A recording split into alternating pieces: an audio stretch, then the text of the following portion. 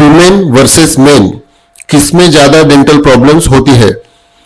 मीठा खाते हैं या ब्रशिंग नहीं करते, उन्हीं को दांतों की ज्यादा दिक्कत होगी। पर जब आप थोड़ा गहराई में जाते हैं तो पता चलता है कि ये फर्क सिर्फ हैबिट्स का नहीं बल्कि बायोलॉजी, हॉर्मोन्स, लाइफस्टाइल और इवन अवेयरनेस का भी है।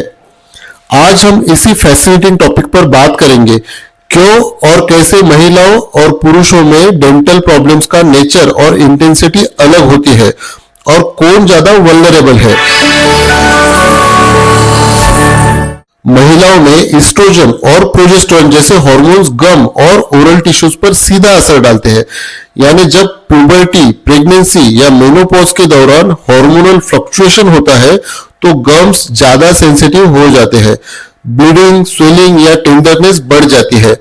इसीलिए प्यूबर्टी जिंजाइविटीज, प्रेगनेंसी जिंजाइविटीज और मेनोपोजल ओरल चेंजेस महिलाओं में बहुत कॉमन है। इसके विपरीत पुरुषों में हार्मोनल फ्लक्चुएशंस इतने ड्रामेटिक नहीं होते, इसलिए उनके गम्स आमतौर पर स्टेबल रहते हैं। लेकिन पुरुषों में प्रॉब्लम आती है निग्लिजेंस और लाइफस्टाइल चॉइसेस से, जैसे smoking, tobacco chewing, alcohol consumption और पुअर ओरल हाइजीन। यानी जहां महिलाओं की डेंटल प्रॉब्लम्स हार्मोनल रीजन से ट्रिगर होती है, वहीं पुरुषों की प्रॉब्लम्स बिहेवियरल रीजन से। रिसर्च बताती है कि women are biologically more prone to gum inflammation, लेकिन men are statistically more prone to tooth loss, क्योंकि वे डेंटिस्ट के पास देर से पहुंचते हैं और मेंटेनेंस केयर को इग्नोर करते हैं। Hormones and oral health in women. Puberty के समय गम्स में एस्ट्रोजन की सेंसिटिविटी बढ़ जाती है। हल्का प्लाक भी स्वेलिंग और ब्लीडिंग कॉज कर सकता है। प्रेगनेंसी में प्रोजेस्टेरोन लेवल्स 10 से 20 गुना तक बढ़ सकते हैं, जिससे गम्स में एक्स्ट्रा ब्लड फ्लो और टिश्यू सॉफ्टनिंग होती है। इसका परिणाम होता है प्रेगनेंसी जिंजाइविटीज, यानी ब्रशिंग के दौरान ब्लीडिंग गम्स और गम पफिनेस। कुछ केसेस में प्रेगनेंसी ट्यूमर भी डेवलप होता है, एक हार्मलेस ग्रोथ जो डिलीवरी के बाद अपने आप कम हो जाती है। मेनोपॉज के समय एस्ट्रोजन लेवल्स कम होने लगते हैं, जिससे ओरल म्यूकोजा ड्राई और थिन हो जाता है।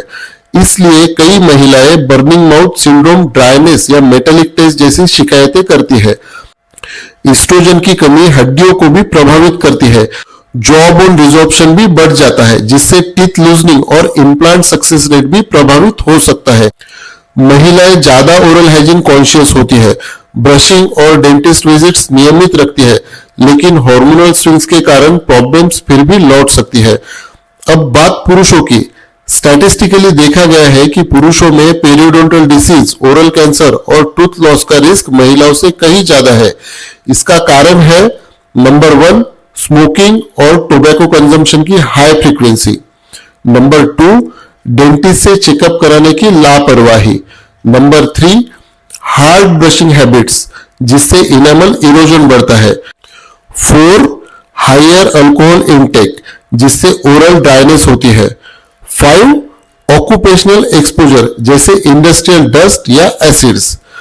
पुरुषों में टेस्टिकुलर हार्मोन गम टिश्यूज को बहुत प्रभावित नहीं करते, इसलिए उन्हें हार्मोनल गम स्वेलिंग का रिस्क कम होता है, लेकिन वो अपने हेल्थ सिम्टम्स को नजरअंदाज करने में एक्सपर्ट होते हैं। यही कारण है कि जब तक दर्द या इन्फेक्शन अनबेरेबल न हो जाए तब तक क्लिनिक नहीं पहुंचते। इंटरेस्टिंग डाटा के मुताबिक पुरुषों में टूथ डिके और टूथ लॉस का रेट ज्यादा पाया गया है। महिलाओं में ब्लीडिंग गम्स और सेंसिटिविटी जैसी कंप्लेंट्स ज्यादा होती है, लेकिन रेगुलर क्लीनिंग के कारण महिलाओं का लॉन्ग टर्म आउटकम अक्सर बेहतर होता है। Special phases for women. Number 1 during pregnancy. Dental cleaning और प्रॉपर हाइजीन बहुत जरूरी है, क्योंकि अनट्रीटेड गम इन्फेक्शन प्री टर्म डिलीवरी और लो बर्थ वेट का रिस्क बढ़ा सकते हैं। बॉडी में ब्लड वॉल्यूम और हार्मोन्स बढ़ने से गम्स में स्वेलिंग कॉमन है, इसलिए ब्रशिंग और प्रोफेशनल स्क्रीनिंग इसेंशियल है। Number 2 during menstruation. कुछ महिलाएं मेंस्ट्रुअल जिंजाइविटीज महसूस करती है, यानी पीरियड के आसपास गम टेंडरनेस और ब्लीडिंग बढ़ जाती है। ये टेम्परेरी होता है, लेकिन इंडिकेटिव है कि हार्मोन्स गम्स को डायरेक्टली अफेक्ट करते हैं। Number 3 during menopause. Low oestrogen के कारण सलाइवा कम हो जाता है, जिससे ड्राई माउथ और डिके रिस्क बढ़ जाता है। रेगुलर हाइड्रेशन और sugar free chewing gum helpful होते हैं। पुरुषों में एक और अनसीन रिस्क है ओरल कैंसर। टोबैको, अल्कोहल और पुअर ओरल हाइजीन का कॉम्बिनेशन कई बार प्री कैंसरस लीजन्स तक ले जाता है। कई बार व्हाइट पैचेस या स्मॉल अल्सर्स को इग्नोर किया जाता है जो बाद में डेंजरस रूप ले सकते हैं। इसलिए पुरुषों को भी रेगुलर ओरल चेकअप्स को उतनी ही प्राथमिकता देनी चाहिए जितनी फिजिकल फिटनेस को देते हैं। अगर कंपैरिजन किया जाए तो women suffer more from hormonal gum issues, लेकिन वे ज्यादा अवेयरनेस और केयर रखती है। Men suffer more from advance decay and tooth loss, क्योंकि वे अर्ली केयर को इग्नोर करते हैं। एक तरह से कहा जाए तो महिलाएं ज्यादा प्रभावित होती है लेकिन बेहतर रिकवर करती है, और पुरुष देर से प्रभावित होते हैं लेकिन ज्यादा नुकसान झेलते हैं। How to balance it out? Number 1, regular dental checkups, साल में 2 बार मिनिमम, चाहे सिम्टम्स हो या ना हो। नंबर 2, हार्मोनल अवेयरनेस, खासकर महिलाओं के लिए अपने गायनेकोलॉजिस्ट और डेंटिस्ट के बीच कम्युनिकेशन जरूरी है। नंबर 3, लाइफस्टाइल सुधारे, स्मोकिंग, अल्कोहल, प्रोसेस्ड फूड्स और लेट नाइट स्नैकिंग कम करें। नंबर 4, स्ट्रेस कंट्रोल करें, क्योंकि स्ट्रेस दोनों जेंडर्स में क्लिंचिंग और ग्राइंडिंग बढ़ाता है जिससे टीथ वियर आउट होते हैं। नंबर 5, हाइड्रेशन और न्यूट्रिशन, कैल्शियम, विटामिन डी और मैग्नीशियम गम्स और टीथ के लिए इक्वली जरूरी है। अंत में बात यह है कि चाहे पुरुष हो या महिलाएं, ओरल हेल्थ किसी लग्जरी का हिस्सा नहीं बल्कि पूरे बॉडी सिस्टम की फर्स्ट लाइन ऑफ डिफेंस है। हॉर्मोन्स, हैबिट्स और हाइजीन्स तीनों मिलकर आपकी स्माइल को शेप करते हैं।